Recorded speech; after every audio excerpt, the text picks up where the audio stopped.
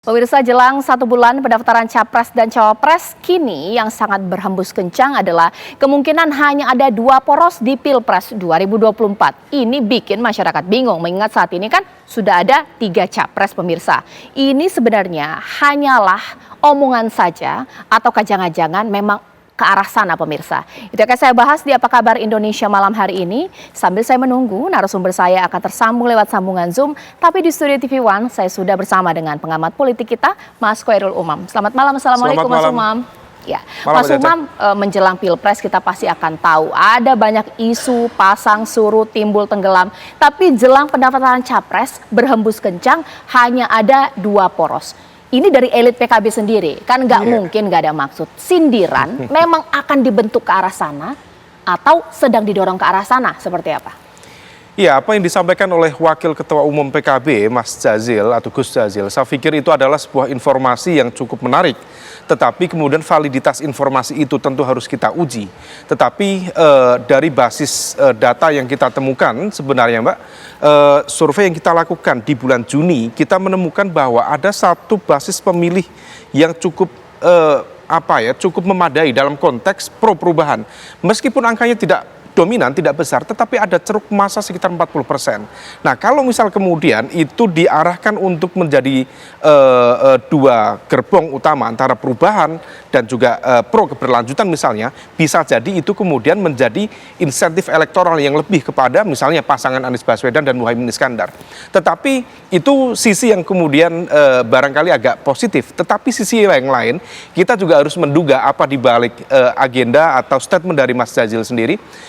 Bisa saja itu adalah sebuah upaya membangun front di dalam konteks upaya untuk mengantisipasi supaya gerbong itu memang tidak terjadi. Karena kalau misal memang dibuat 2 gerbong sesuai dengan yang dulu pernah diwacanakan, diisukan, dihembuskan, maka yang dirugikan dalam konteks ini memang kelompok pro perubahan.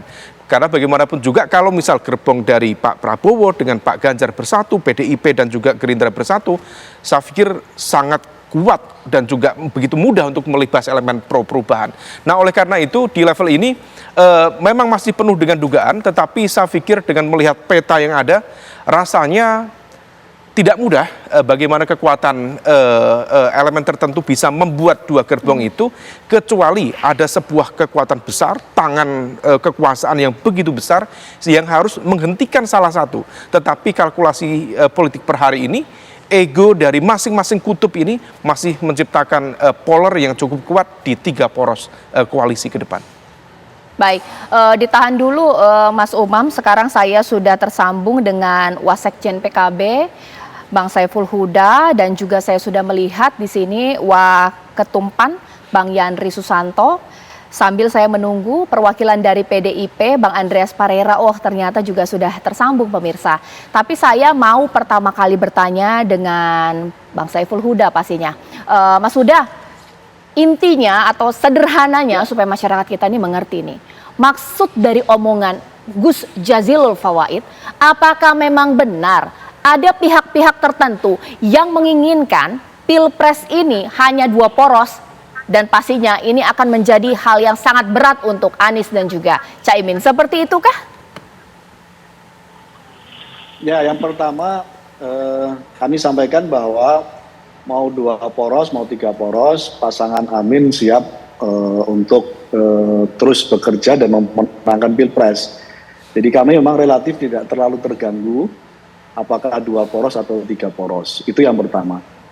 Yang kedua, statement dari Mas Jazil sebenarnya membaca sinyal, membaca arah angin yang disampaikan oleh teman-teman PDIP sendiri, terutama Mas Hasto dan Mas Aryo Bimo.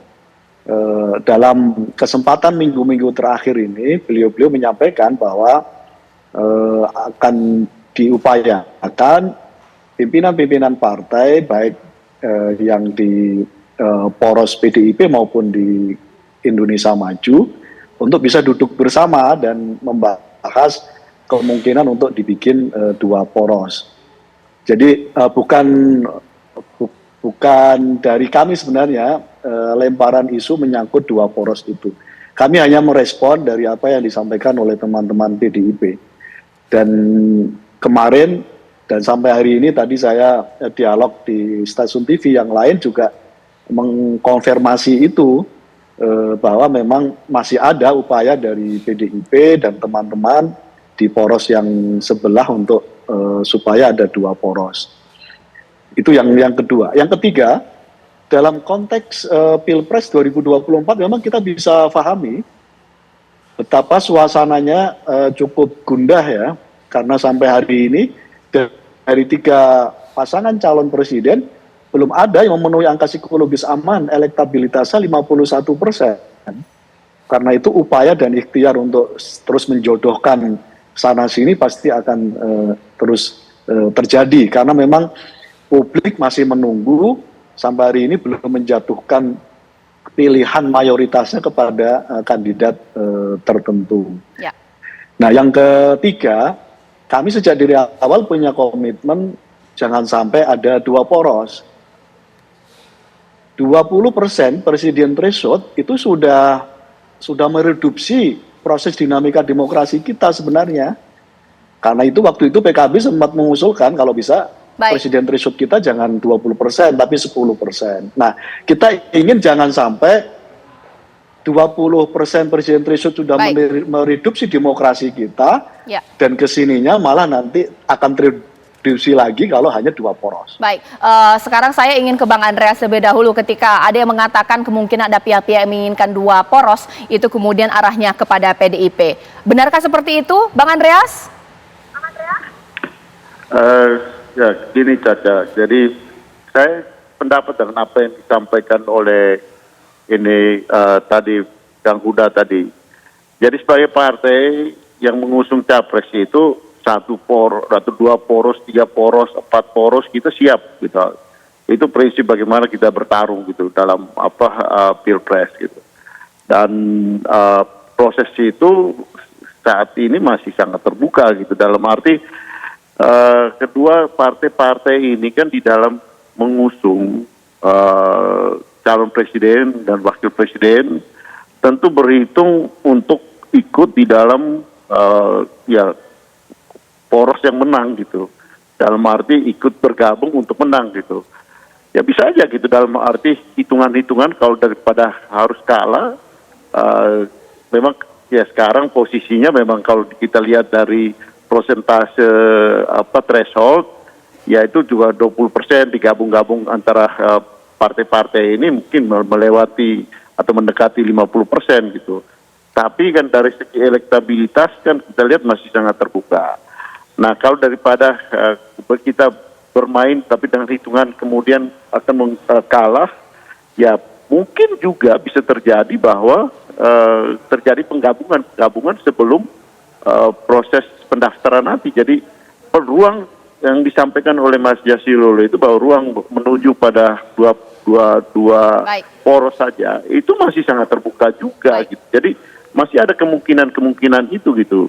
Tapi memang saya kira kalau ini terjadi karena rekayasa yang ya dengan paksaan, saya kira itu tidak bagus gitu untuk proses demokrasi.